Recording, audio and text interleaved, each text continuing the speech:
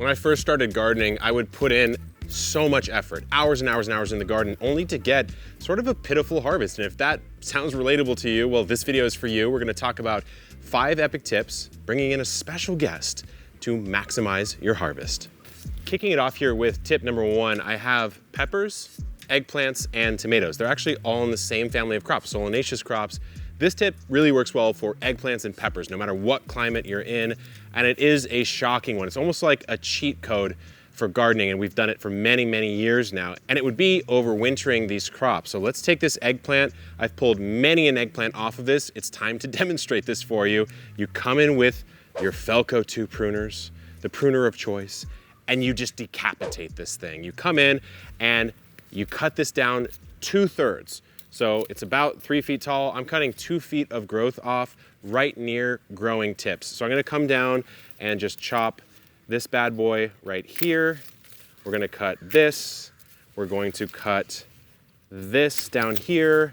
But all we're doing here is we're removing foliage because this plant is basically going to start going dormant as the temperatures drop. It does not need the foliage, cut it down, and then what you're doing, if you're in a cold climate, is you're then going to dig this up, pot it up, put it in a warm protected area, water it maybe once a month or so during the winter, don't really even need to fertilize it, and then bury it back out in the garden in the spring.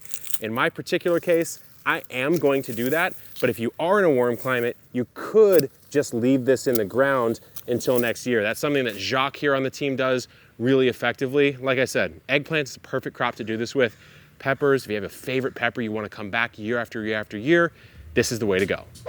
G'day Epic Gardeners. Another way you can maximize your harvest is by using liquid fertilizers. There are plenty of good brands available, a standard garden fertilizer, or you could use a seaweed tonic as well, and that will work a treat.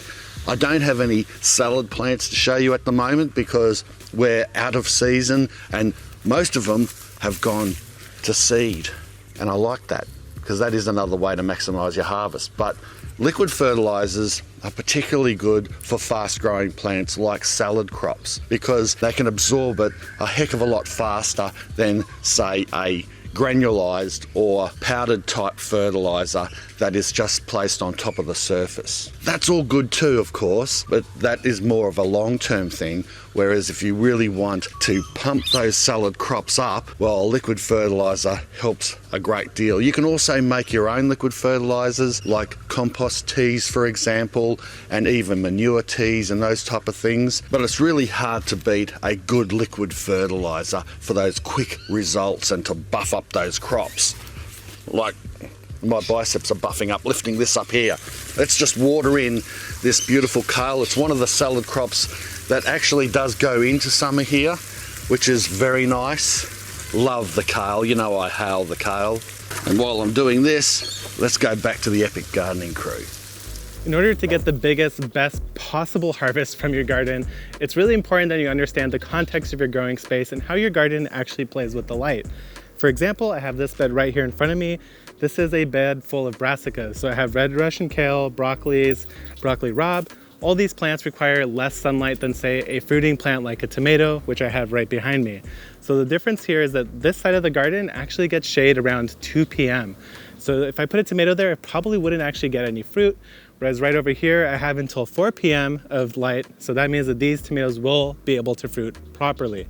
So understand your space, study it, know where the most light is, and think about exactly how you want to train your plant and prune it to get what you want. For example, this tomato is a determinate tomato. I'm not going to prune it whatsoever. That's going to give me the biggest possible yield of tomatoes that I could possibly get. Whereas right behind me, I have indeterminate tomatoes that have been trained to 1 or 2 leads. What that means is I won't get as much of a harvest, but I'll get it sooner and I'll get it faster. So think about your goals and study your space and you'll get the biggest harvest you could possibly get.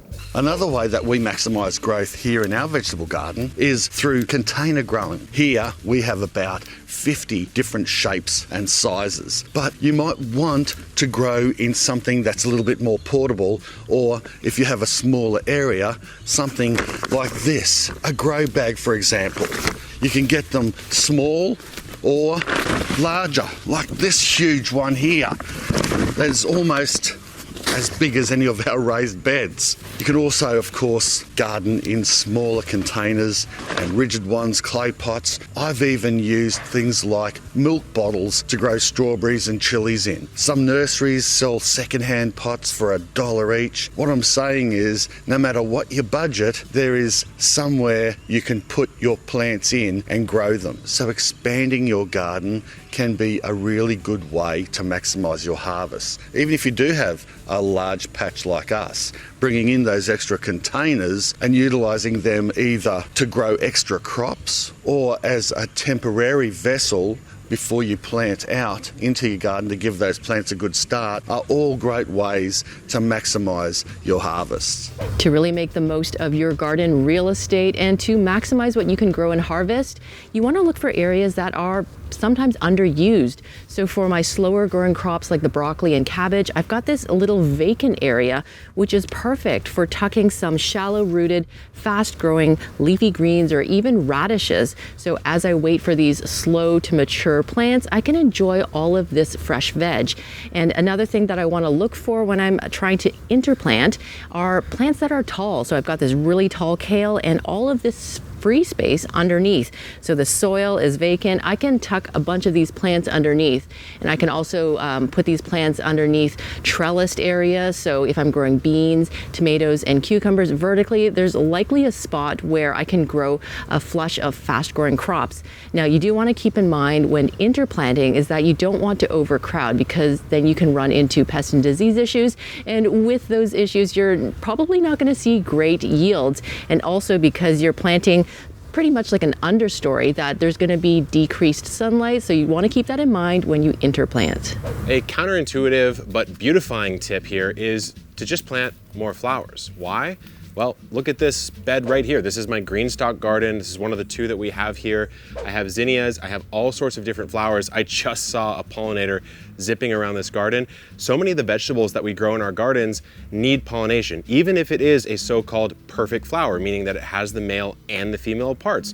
Things like a tomato, a pepper are still going to benefit from a little pollination, but certainly things like zucchini, etc., maybe different fruit trees that have an A and a B type. So more flowers in the garden not only honestly looks incredible, but will bring a lot more pollinators to your garden, which effectively does the work for you, along with all the other benefits of having those pollinators in here. So plant more flowers, guys, but that's really not all the tips you need to know. In fact, over on Mark at Self-Sufficient Me's channel, we have 5 more for you. So check that out. Good luck in the garden and keep on growing.